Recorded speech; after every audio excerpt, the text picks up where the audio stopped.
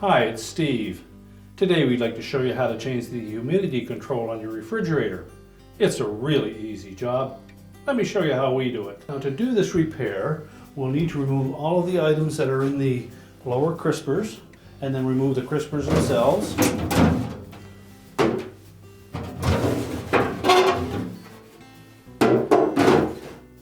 You'll also need to remove any items that are on top of that crisper shelf. Then lift up on the front of it and pull it over to the refrigerator.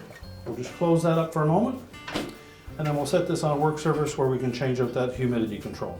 Now, the easiest way to remove the old humidity control, if it is still intact on your crisper shelf, slide it all the way to the front, and then with a flat blade screwdriver, we'll just go into these two notches, carefully pry down on those while pushing away from the housing from the inside.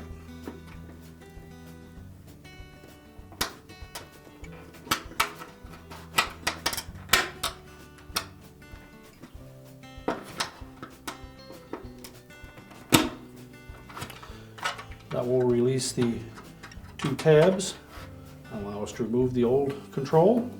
Now, when reinstalling the new one, we want to make sure that we press these 4 tabs into this rectangular slot. And again, you may find it easier if you pull it up closer to the top. We'll slide the top ones in first,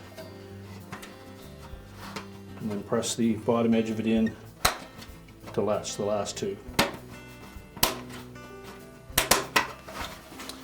It should slide freely, and the little detent should fit into those notches and hold it in position. And now we're ready to put the shelf back in the refrigerator. Now we're going to open the refrigerator door up again.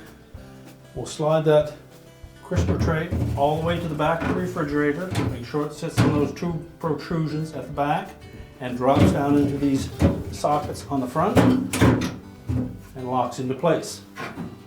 We then put our crispers back in.